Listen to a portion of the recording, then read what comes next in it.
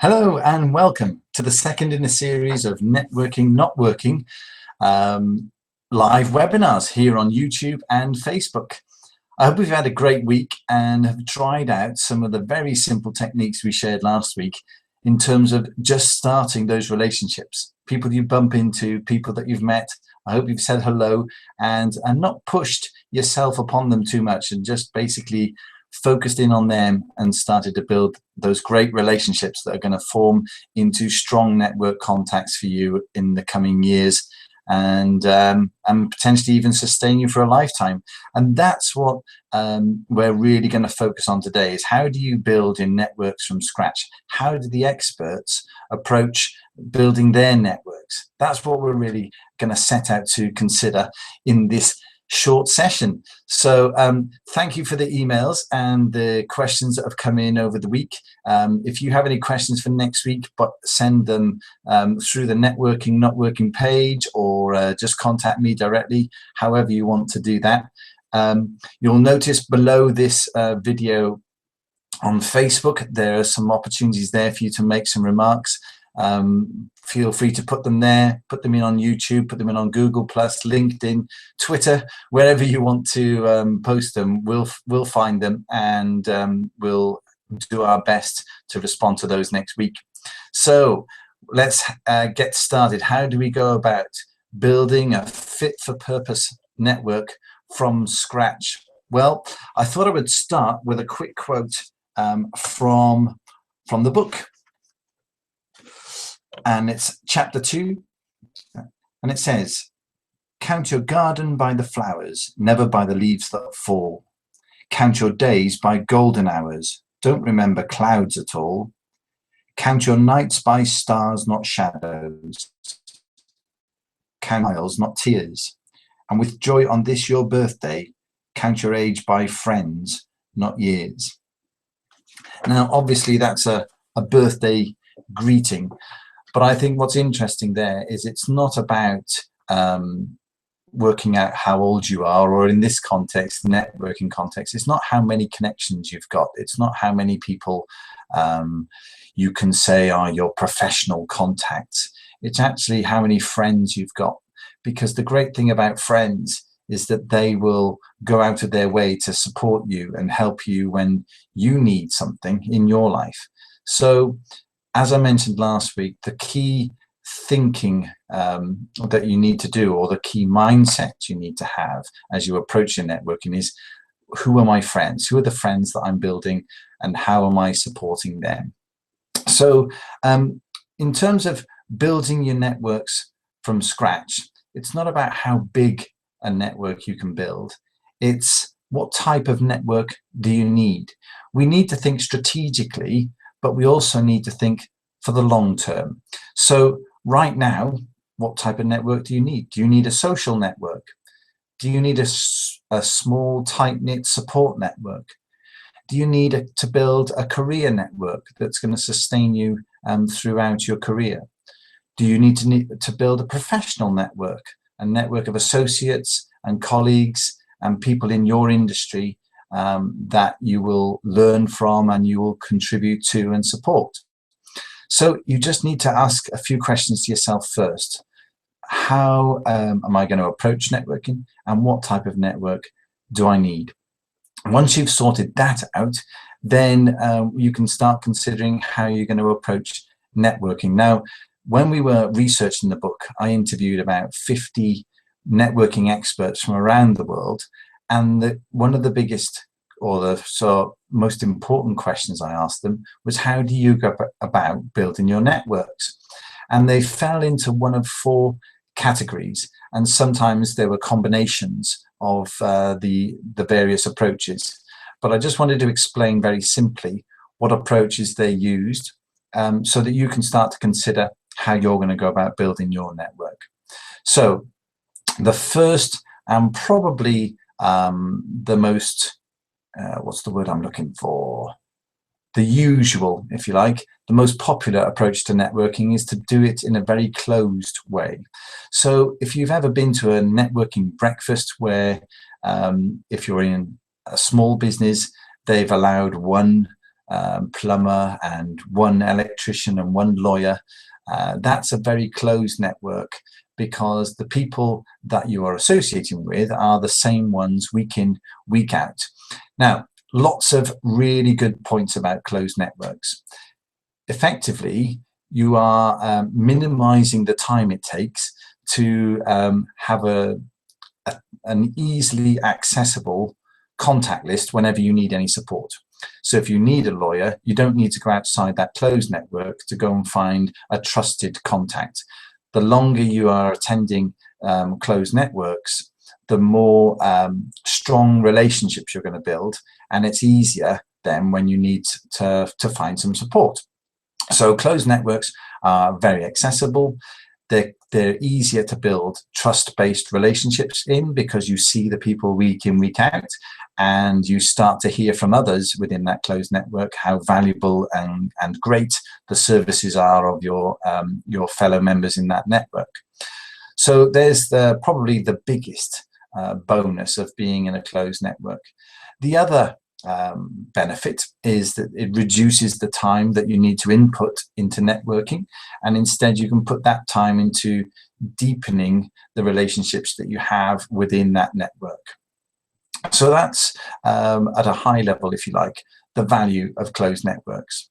The next type of networking that people do, actually, let's just go and think about that closed network in an online context. So people with closed networks typically only befriend or connect to people online that they already know offline. And so their thinking is, yes, I'm happy to share my information and share the expertise I have, if you like, with that closed network, because I already know them. So again, it minimizes the amount of thinking time, and also, excuse me, it also maximizes the amount of time, if you like, that you're going to spend interacting with the people that you know, like, and trust. The next type of network that people typically build is a selective network.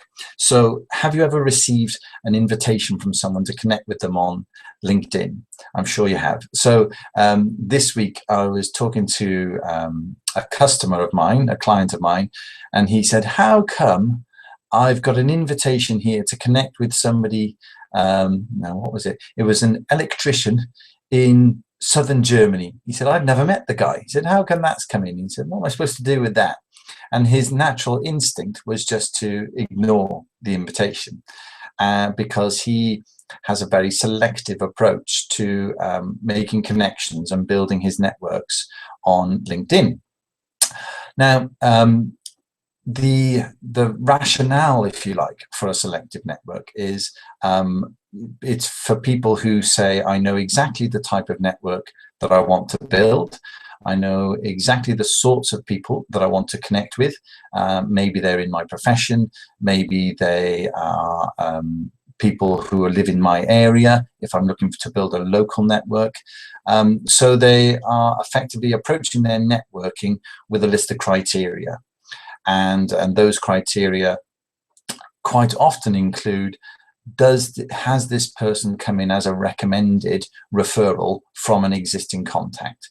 So it's effectively saying, here's my closed network. Somebody in that closed network has suggested that I connect with this person. Therefore, I can trust that person, and I will be happy to bring them into my network. So that's somebody who's approaching their networking in a selective way.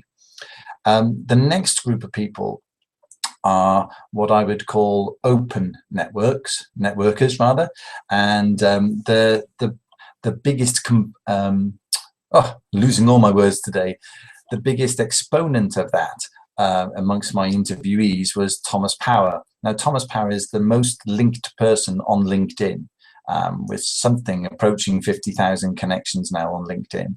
And his approach is, whoever comes to him and says, I'd like to connect, he will very happily connect with on LinkedIn. Similarly, he goes out and seeks to connect with people that may not know him. They may know of him, but they don't necessarily know him when he sends the connection request.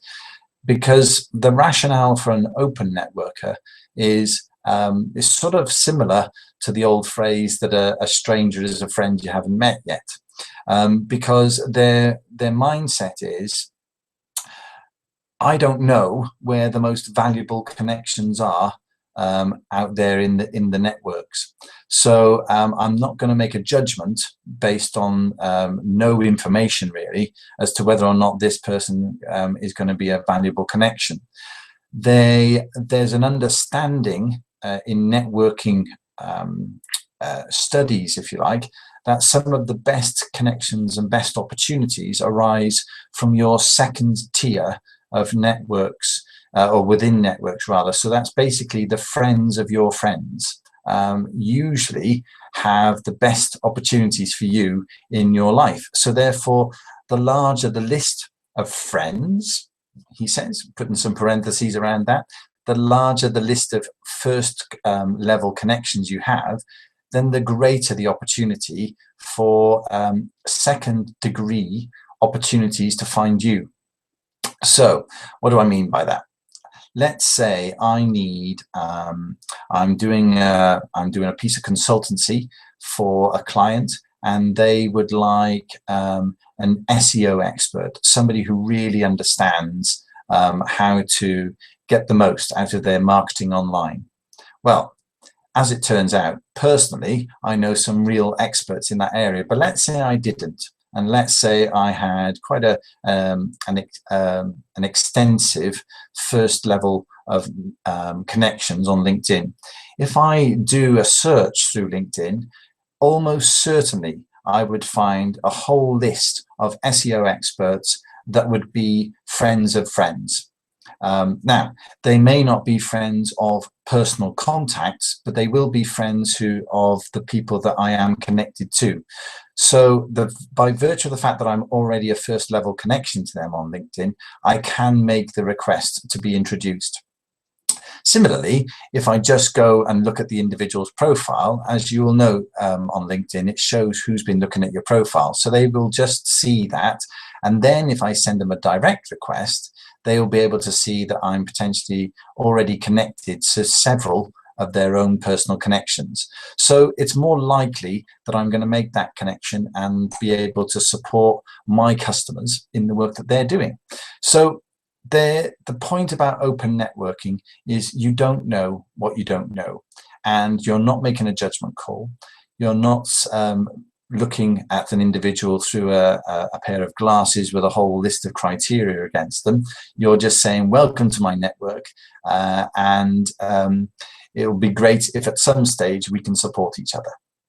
So as the name suggests, it's a very open approach. It's the approach that I take personally on LinkedIn, because I'm very happy to connect with anyone on there. And I'm also very happy to forward requests for connections.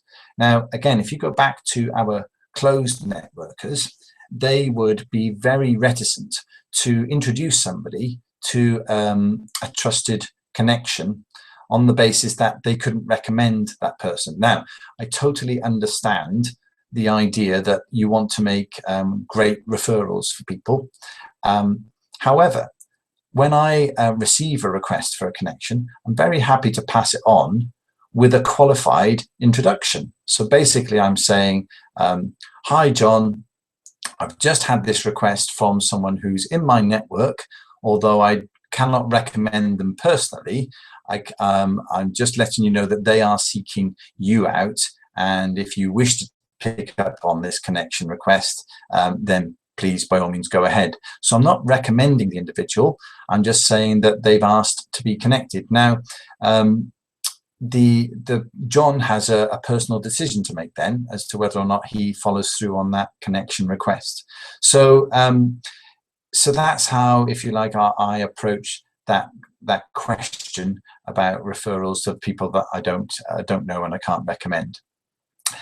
Beyond that, there's a fourth approach to networking, which I called in the book a hybrid, and basically that's a mixture of the various approaches. So let's say I'm building a local business, a business that will appeal to the people in my community. I might choose a bit of a hybrid approach.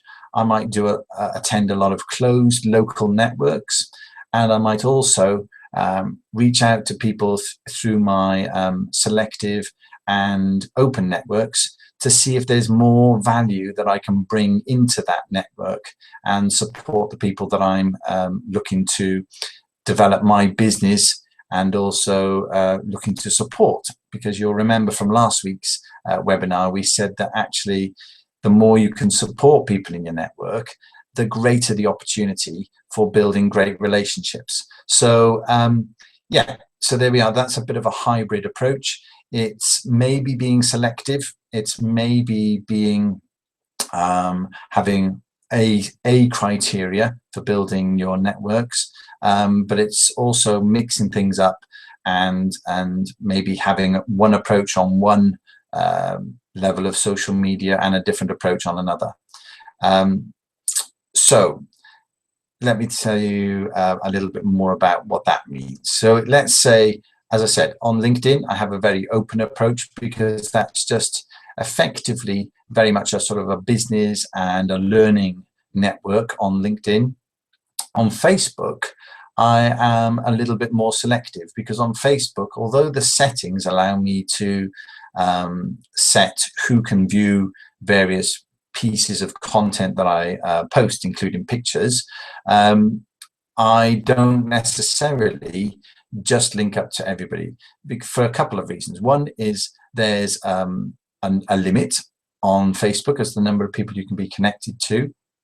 Secondly, I don't want to always think about what I'm posting. So I have a group of a sort of an inner circle, if you like, of close family and friends that I will share pictures of me and my family with, but I don't necessarily want to post that publicly to the world. Quite frankly, the world isn't all that interested, is it, in a lot of those things anyway.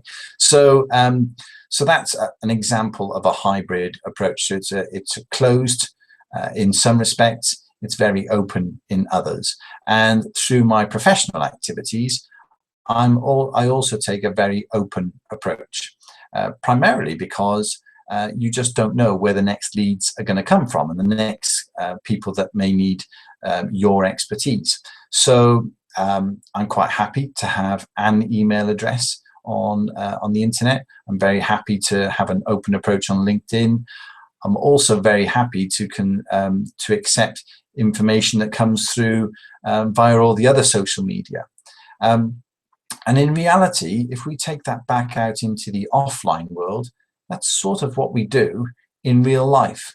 If somebody approaches us at a conference or an event and says, "Hi, my name is Angela, and I'd really like to get to know a bit more about your business and what you're up to," you're not going to say, "I'm sorry, do I know you? Have you come via a friend of mine to come and talk to me?" You're going to welcome that person. You're going to find out a little bit more about what they need and see if you can actually hook up in terms of your services that you provide. So the wariness, if you like, that some people have online, I think from a personal perspective, is a little bit misguided because it's not reflecting real life. In real life, we meet people all the time. We bump into people all the time. I have some friends that say, "Oh, I wouldn't connect with people online because, you know, I have all the friends I need." And I sometimes reflect, I potentially only met them personally maybe a year or two ago. So, you know, I don't think they're being all that discerning offline, let alone online. So, so yeah, have a little think about that and think about the real worst case scenarios if you're worried about it. How many problems can you actually create for yourself by having a potentially a slightly more open approach to your networking? So that's a summary, if you like, of how the experts go about building their networks. Now, I did say that we would talk about how to build a fit-for-purpose network. And I'd like to do that through thinking through a couple of scenarios. Maybe you are Maybe you've been in your industry for a couple of years and you've made the decision that you'd like to stick around in that industry and make a name for yourself. Then what you're looking to do is build a strong network specifically within that industry. So that might be one scenario.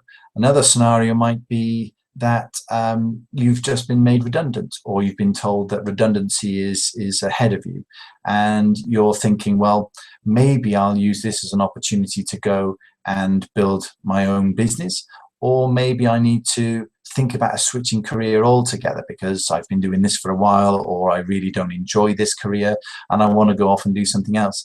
Interestingly, the notion of a job for life, which was certainly something that was talked about a lot when I was a child, I think that's pretty much broken down now. And in fact, they anticipate that many of today's school leavers will have as many as 11 careers in their life. So you know, the notion of switching careers is something that's going to become more and more prevalent in society. And so as you're sitting there listening to this, where are you in your career? Is it something that you want to stick with forever, or is it something you want to change? So but let's say that that's the scenario too. How would you go about starting from scratch? Well, again, you can do a lovely mixture of offline and online stuff. Offline, you can get along to some open events. Maybe if there's a switch in industry that you're anticipating, get along to the industry events of your choice.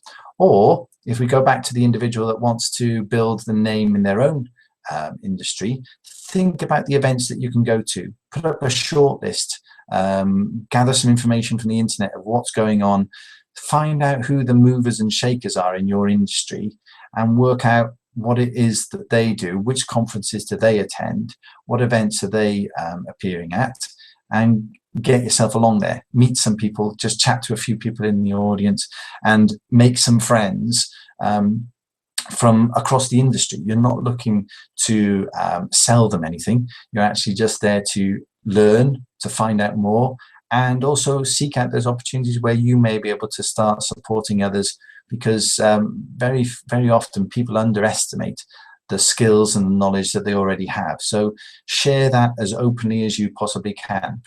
If you're looking to make a name in an industry, you might decide to start writing a blog online with observations that you have about your industry, some interesting stories that are coming up on about your industry in the press. So, for example, on LinkedIn, you might have a set search criteria that will constantly throw up information and news stories about your industry. You may use a feeding website like Scredible that will give you information against your own criteria, and then you can just basically share that information out, and pretty soon people start to think of you as a valued resource in your industry. So you can share that through Twitter, through LinkedIn, through Facebook, and if you use sites like Hootsuite, you can actually coordinate that activity with very limited amount of time and effort. So those are the sort of first steps, if you like, that you might want to take if you want to build your name in your industry. But going back to the individual that might be looking to switch career, as I say, seek out people in the industries that you're considering. Go and talk to people. If, let's say, you've decided you want to set up a printing business, well, the best people to talk to are people who are already in that business. Go and talk to the local printer. Ask if they're available to take them out for a pint or a coffee, and just see if there's more information that you can find out. Do your research online, find out who's blogging online about your industry of choice, and make connections with them through LinkedIn and Twitter and Facebook and Google Plus and so on. So the reality is, it's a lot easier today than it used to be to reach out and connect with people, and the most simple approach is via Twitter. You can reach absolutely anyone on Twitter just by putting their at name, if you like. So I'm at one Simon Phillips. You can connect with me at any time on Twitter just by saying hello at one Simon Phillips, and that will appear in my notifications. So it's not necessarily about you can only communicate with the people that you're connected to. You can communicate directly with absolutely anyone who's on the internet, on Twitter rather. So starting and making steps in a relationship has been simplified online.